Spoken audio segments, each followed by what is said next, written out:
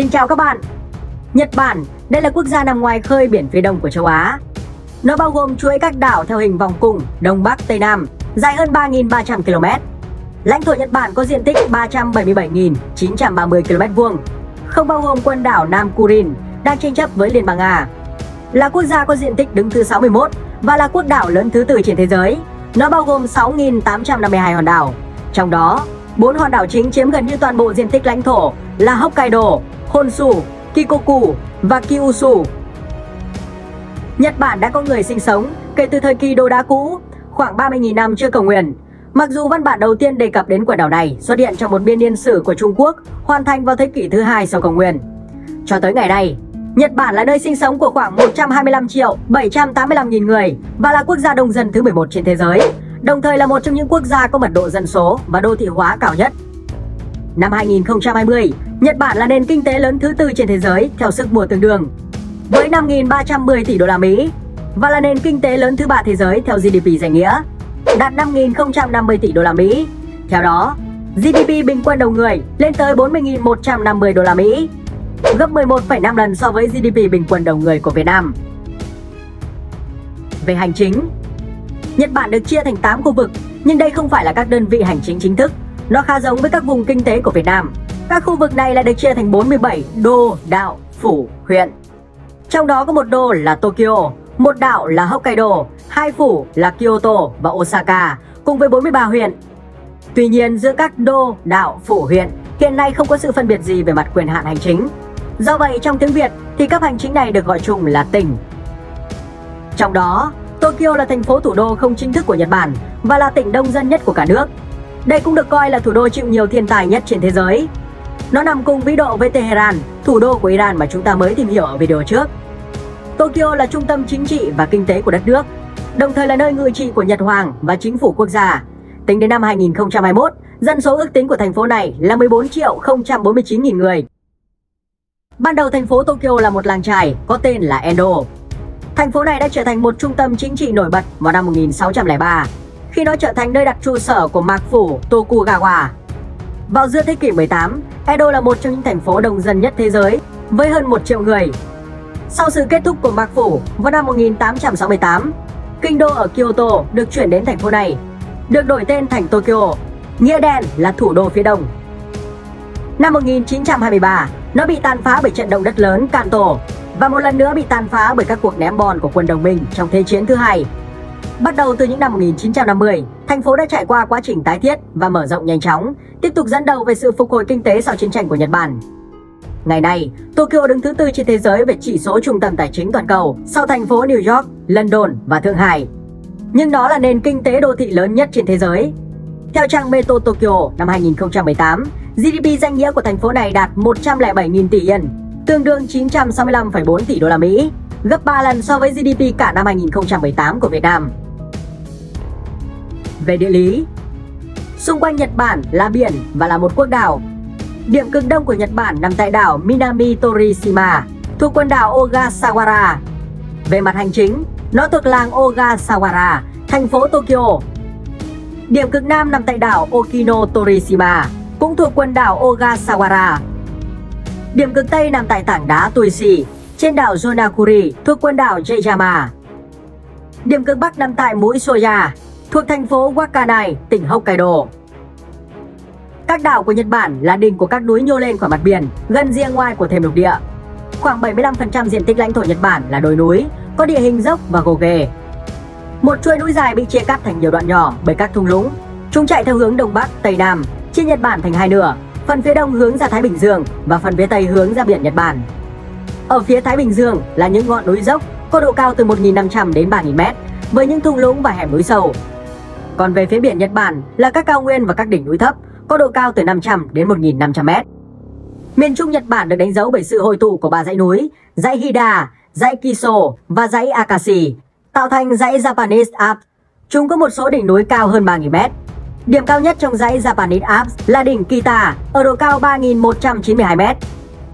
Nhưng điểm cao nhất của đất nước lại là núi Phú Sĩ, nó nằm ở phía tây nhưng không thuộc dãy Japanese Alps, cao đến 3.776 m trên mực nước biển ở tỉnh Shizuoka. Đây là một trong số 265 ngọn núi lửa của Nhật Bản. Nó có hình nón và được rất nhiều người Nhật Bản coi là linh thiêng.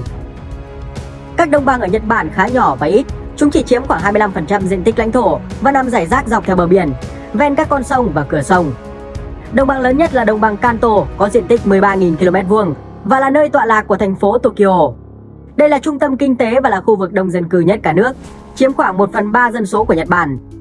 Các đồng bằng quan trọng khác là đồng bằng Nobi, bao quanh Nagoya, đồng bằng Kinki ở khu vực Osaka, Kyoto, đồng bằng Sendai, xung quanh thành phố Sendai, ở đông bắc Honshu, và đồng bằng Ishikari ở Hokkaido. Trong suốt chiều dài lịch sử, việc thiếu đất để sinh sống và sản xuất đã khiến quốc đảo này cải tạo một số vùng để phục vụ đời sống. Đất đai được khai hoang từ các vùng biển nông và các đồng bằng sông bằng cách xây dựng các con đê, hệ thống thoát nước, và các cánh đồng lúa được xây dựng trên các ruộng bậc thang khoét sâu vào sườn núi. Quá trình này tiếp tục trong thời kỳ hiện đại với việc mở rộng đường bờ biển và xây dựng các đảo nhân tạo để phát triển ngành công nghiệp và hải cảng, chẳng hạn như sân bay và hải cảng Kobe và sân bay quốc tế Kansai. Những ngọn đồi và thậm chí là những ngọn núi đã được san bằng để xây dựng những khu dân cư. Về mặt địa chất, Nhật Bản nằm trên vành đai lửa Thái Bình Dương, cho nên các vụ động đất, sóng thần và núi lửa xảy ra khá thường xuyên. Nó có tới 1.500 trận động đất được ghi nhận hàng năm và 108 ngọn núi lửa vẫn đang hoạt động. Vụ phun trào Sakirajima năm 1914 đã tạo ra dòng dung nham nối hòn đảo cũ với bán đảo Osumi ở Kyushu. Trong vụ phun trào năm 2013 ở phía đông nam Nishinoshima đã hình thành một hòn đảo núi lửa mới nổi lên từ biển. Trận động đất và sóng thần Tohoku năm 2011 đã khiến một phần phía đông bắc Nhật Bản di chuyển về phía Bắc Mỹ hơn 2,4 mét. Điều này làm cho một số khu vực trên đất của Nhật Bản rộng hơn trước đây. Nó cũng gây ra một trận sóng thần lớn và thảm họa hạt nhân Fukushima Daiichi, một trong những thảm họa tồi tệ nhất trong lịch sử điện hạt nhân.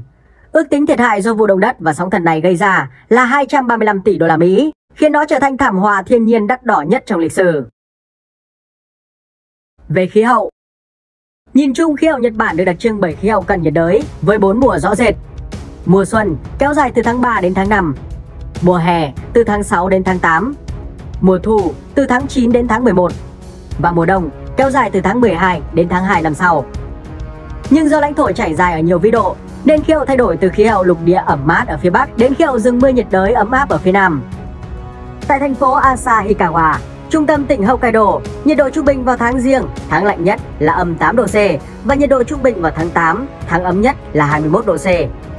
Tại thành phố Tokyo, nhiệt độ trung bình vào tháng 1 là 6 độ C và trung bình vào tháng 8 là 27 độ C. Khu vực có nhiệt độ ấm nhất là đảo Kyushu và các hòn đảo phía Nam. Tại thành phố Kagoshima, nhiệt độ trung bình vào tháng Giêng là 8 độ C và trung bình tháng 8 là 28 độ C. Nhật Bản nói chung là một quốc gia mưa nhiều với độ ẩm cao, thường diễn ra vào tháng 6 và tháng 7. Còn từ tháng 11 đến tháng 4, lượng tuyết rơi dày đặc, phủ trắng Hokkaido và phía bắc đảo Honshu. Lượng mưa hàng năm trung bình từ 1.000 đến 2.500 mm, ngoại trừ các khu vực như bán đảo Kii và đảo Yakushima là nơi ẩm ướt nhất của đất nước. Đây là một trong những khu vực có lượng mưa hàng năm cao nhất thế giới, từ 4.000 đến 10.000 mm. Về sông ngòi, nhu cầu sử dụng nước ngọt trong canh tác lúa nước và công nghiệp cũng như tiêu dùng trong nước ngày càng tăng, cho nên nó là một trong những vấn đề nghiêm trọng đối với đất nước.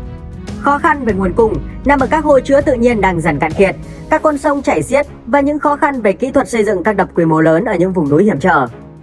Hầu hết các con sông ở Nhật Bản đều có chiều dài dưới 300 km và chảy xiết do bắt nguồn từ các khu vực núi cao, cho nên chúng không phù hợp cho giao thông đường thủy, ngoại trừ các khu vực hạ lưu của chúng.